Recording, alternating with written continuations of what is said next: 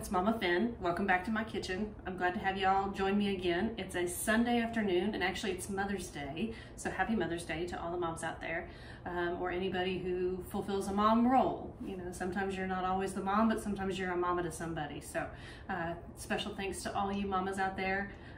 May you have wonderful blessings each and every day. But it's Sunday afternoon. I'm gonna make a dish that I can heat up this week for my lunches while I'm working from home, and that is a chicken and wild rice soup. It's a creamy chicken and wild rice soup that we're gonna make right here in our Instant Pot, and I think you'll really like it. Even though it's getting to be springtime and we don't always really think about soup right now, this is a great thing that you can make ahead. It refrigerates well, it reheats well, and it makes for a great lunch throughout the week. So I'm gonna make it in preparation for my week, and I'll have it to have for a nice nutritious lunch instead of just grabbing things willy-nilly, and it will work out really well, I think. So I want to tell you about the cast of characters that we have, our ingredients for this. So what you're going to need for it is you're going to need some butter, and you're going to need a yellow onion, and we're going to dice that up here just a little bit. And then you're going to need some carrots and some celery. We'll dice those up too. And then we're gonna need some garlic, and I wanna talk to you about garlic. I hate peeling garlic. I hate peeling it with a passion. So I love to buy this peeled garlic at the grocery store. Usually you find it in your produce section, kind of where they have the herbs and things like that, the fresh herbs. I love it because it comes in these little vacuum sealed pouches, and you can just pull out one of these pouches, use what you need for the recipe, and the rest of this can stay in the fridge. It's already peeled, it's already in nice little cloves. Makes it really easy to use your microplane and grater, and just put that into your recipes and have fresh garlic. Lasts for quite a while in the refrigerator. So check that out, look for that in your grocery store. Then additionally, we're gonna need some chicken, clearly, if we're making chicken soup. Chicken, and then we're also going to need some wild rice, like a wild rice blend, some heavy whipping cream. You also need some chicken broth. We'll need a little bit of cream cheese for that as well. A little cornstarch later, and then we're gonna need some seasonings. You can use fresh herbs if you've got them. This time of year here in Kansas, I don't have quite all my herbs in for my herb garden yet, so I'm gonna use dried herbs in the meantime. So we're gonna use some dried thyme and some dried sage, and then we're also gonna use salt and pepper, of course, just good old salt and pepper. And then we're gonna use a little bit of crushed red pepper as well. And we'll talk about crushed red pepper in your pressure cooker after just a little bit. So I think that covers us on all of our ingredients that we're gonna need. You'll need a little bit of water too later, but I think that covers all of our ingredients. So we're gonna get started prepping these. So the first thing that we're gonna do is we're gonna chop up all of our vegetables. So we're gonna chop up our carrots, our celery, and our onion. So you wanna put these into a nice fine dice because when it goes into your soup, however big you want your vegetable to eat, that's how big I want you to dice it to put in there. But a nice kind of medium-sized dice will be great for this.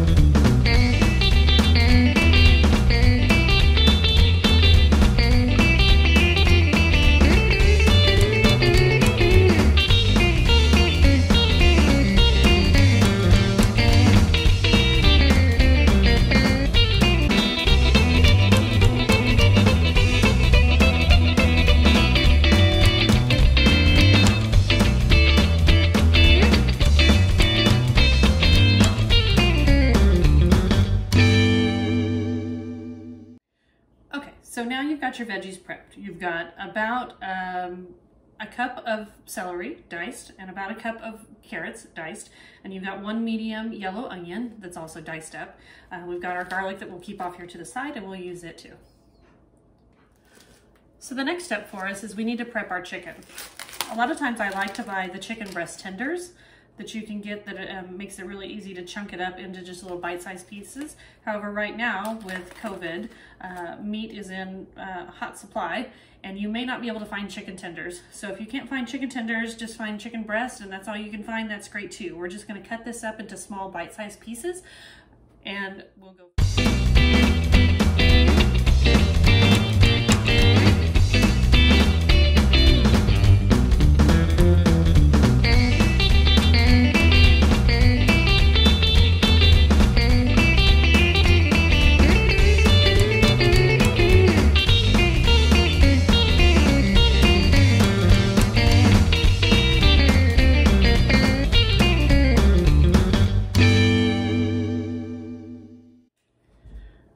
Okay, so we've got our chicken cut up here, and just make sure that whenever you've touched raw meat, that you're always very careful to like clean up your countertops, and then also clean up your knives and wash your hands really well after touching raw chicken.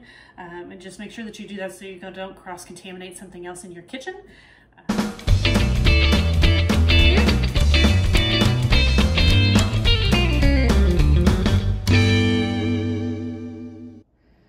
All right, so the first thing that I want you to do on your Instant Pot is I want you to make sure that the insert is in it. So make sure that your insert is in the pot before we get started here. And then we are going to set our pot to saute. If you have a different version of the Instant Pot, not the Ultra like this one, you may have a saute button. Just make sure that it's on saute, and then we're gonna make sure that it's on high saute. So we'll make sure that it's blinking high right here. We'll say yes. And then we'll just hit the start button. So we want to make sure that we get this to get ready to, we're going to saute our vegetables, and we want to make sure to get it nice and hot. So get it started. It's going to start. So our pot is now heating up, and we want to put some butter down into that pot that we're going to use to saute our veggies off on. So put a good 3 or 4 tablespoons of butter down inside your pot.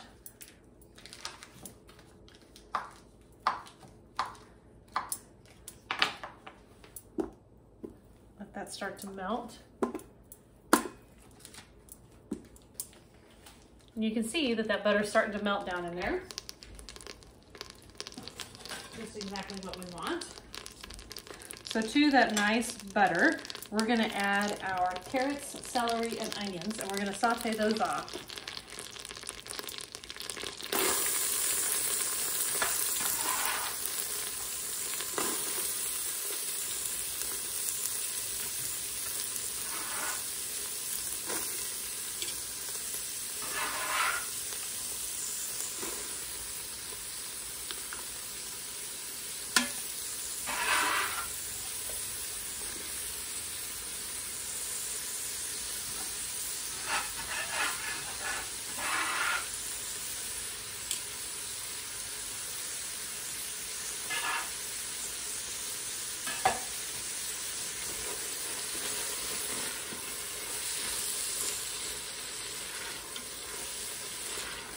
Stir those around, get them nice and coated in that butter. And we're going to saute these until the carrots get a little softened, the celery gets a little bit soft as well, and those onions turn translucent.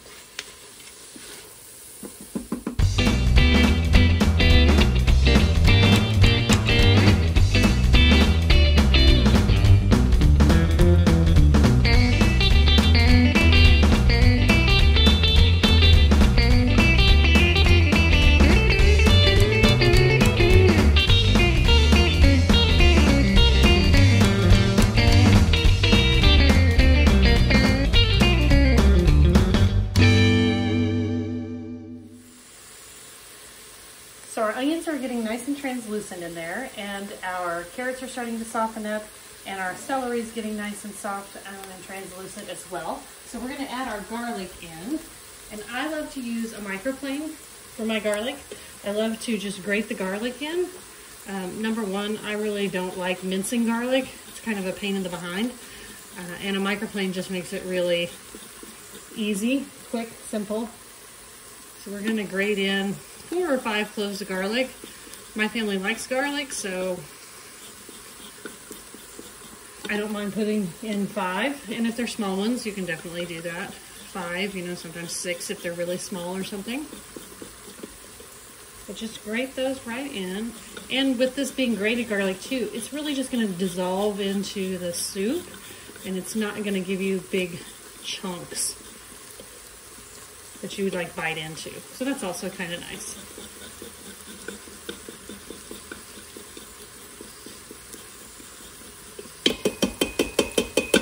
Just like that. Give that a nice stir. Where you can smell those wonderful flavors of the onion, the celery, and now the garlic added in there. So fragrant.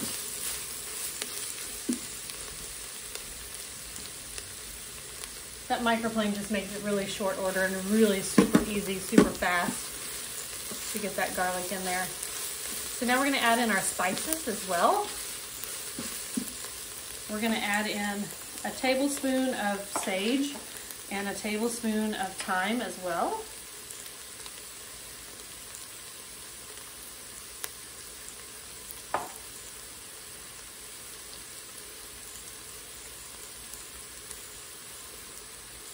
Toss those in. And then we need a tablespoon of black pepper also. And you know, that's where I love cooking, because I love the fact that if you feel like that's way too much black pepper for you, you can reduce it. Take it down a little. And about a teaspoon of salt. And then we want about 1/4 to 1/2 teaspoon of crushed red pepper. And that's going to depend for you on how spicy your family likes things. We like things a little bit spicy, so I'm going to use closer to the 1/2 teaspoon.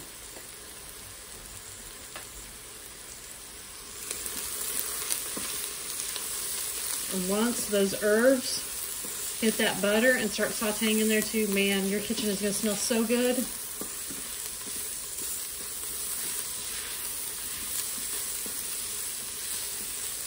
Sage and thyme, I feel like just really go with poultry really, really well. I love it. I love that fragrance. Now, about the crushed red pepper. So one thing I want you to know when you're using crushed red pepper in your pressure cooker, it will push the oils out of those seeds and it will be stronger than what you're used to. So if you're used to using, say, a teaspoon in a recipe, until you get used to how your pressure cooker does it, I would recommend that you cut that in about half. So half your amount of crushed red pepper that you're using until you get used to how much pressure and how much of the oils get pushed out of that from your pressure cooker. The first time I used red pepper in my pressure cooker, I about blew my husband's head off. So yeah, don't do that. So we're gonna add in now our chicken.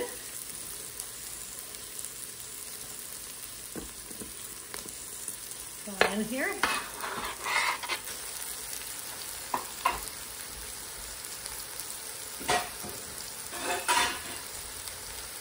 We get our chicken in, and then we're going to put in our chicken broth, and we're going to deglaze the bottom of this pan, because as you can see, look at the bottom of right here, how you can see some of the browned bits.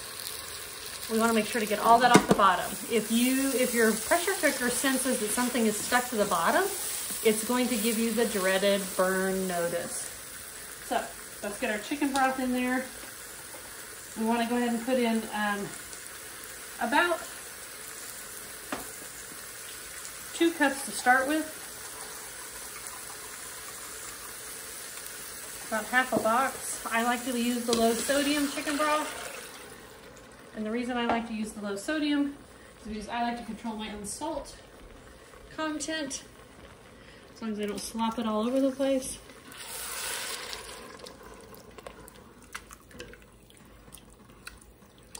We're gonna make sure that we get all of that goodness up off the bottom.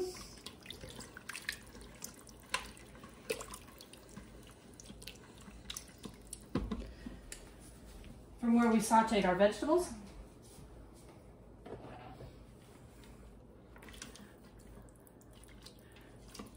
So we've got 2 cups of chicken broth in there right now. And we're gonna add in the rest of the box, which is another 2 cups. So that puts us at 4 cups of chicken broth that we put in there right now.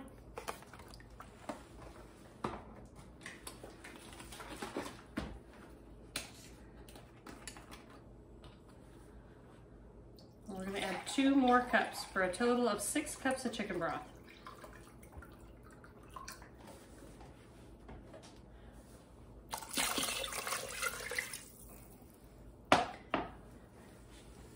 So you can see we've got a substantial amount of chicken broth in there. We're going to add in our rice, our wild rice mixture. Stir that in. Okay, so we're going to come back over here to our pot. We're currently on saute. We want to hit the cancel button, and now we're going to set it to pressure cook. So we're going to turn it up to pressure cook, so it's blinking. And then we want to pressure cook this for 9 minutes. So set your time to 9. Make sure it's on high pressure, and then hit the start button. We're going to lock our lid in place.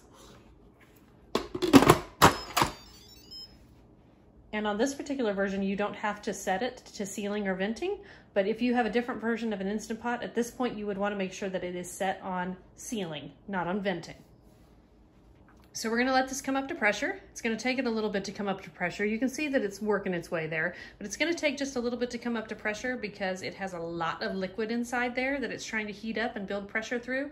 On soups, it's definitely going to take just a little bit. So give yourself just a little bit of time, but it will come up to pressure here in just a little bit. And we're going to let that come up to pressure. Once it has come up to pressure, it will start its cook time, and it will take that 9 minutes of cook time that it's working on. Following the 9 minutes, we are going to let it naturally release for 4 to 5 minutes, probably about 5 minutes, and then we will let it release whatever remaining pressure is inside of it.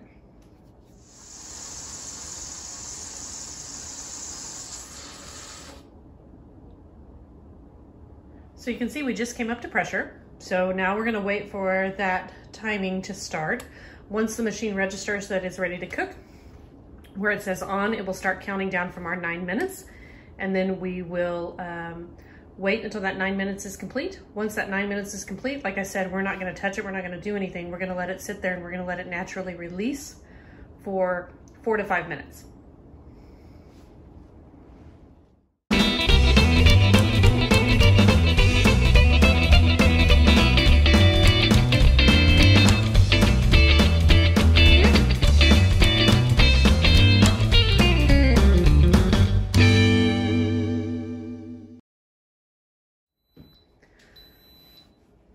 So our cook time is done, and now we're just going to let it sit here and naturally release for about 4 or 5 minutes.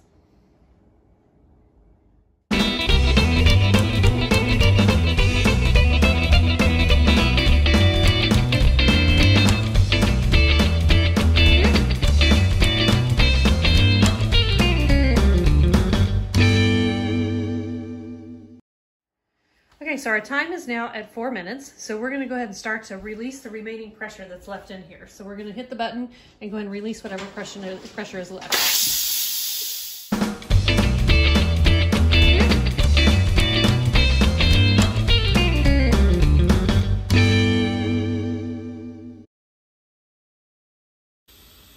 So while our soup has been cooking, I put together a little bit of a cornstarch slurry, and by that, what I mean is that I want you to take equal parts cornstarch and water, and I want you to mix those together and just whisk those together into a little slurry.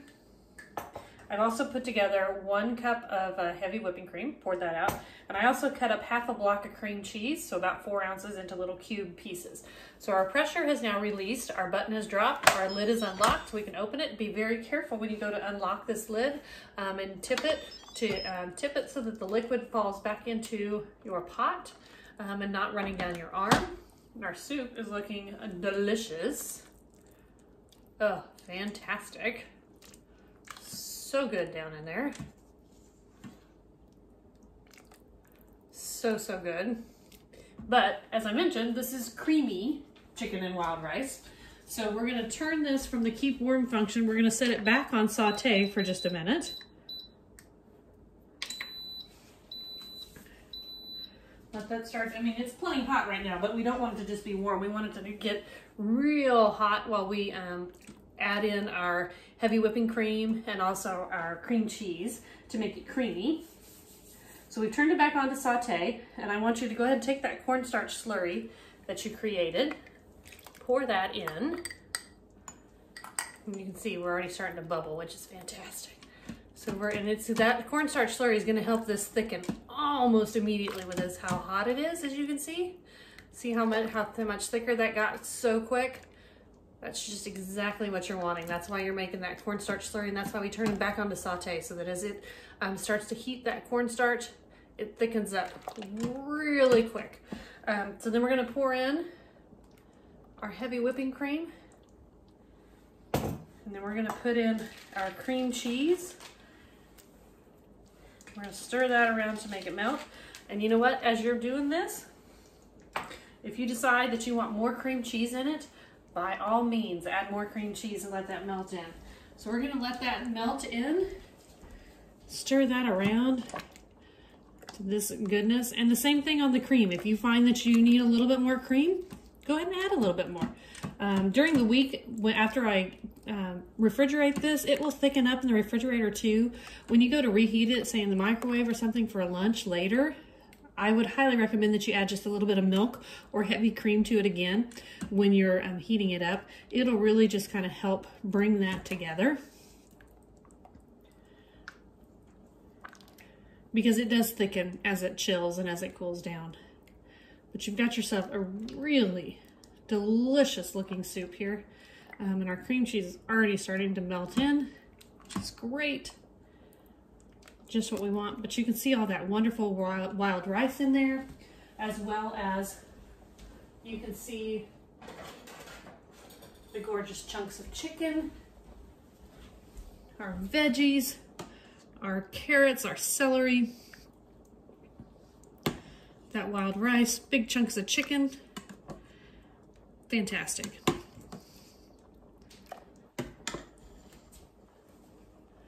It won't take it very long once you put that back on that saute feature. It won't take it very long to get to where it is boiling hot. So as you're doing that, once you get it really boiling and you've got it thickened up with that cornstarch, go ahead and just turn it back down to your keep warm function. Go ahead and turn the saute function off.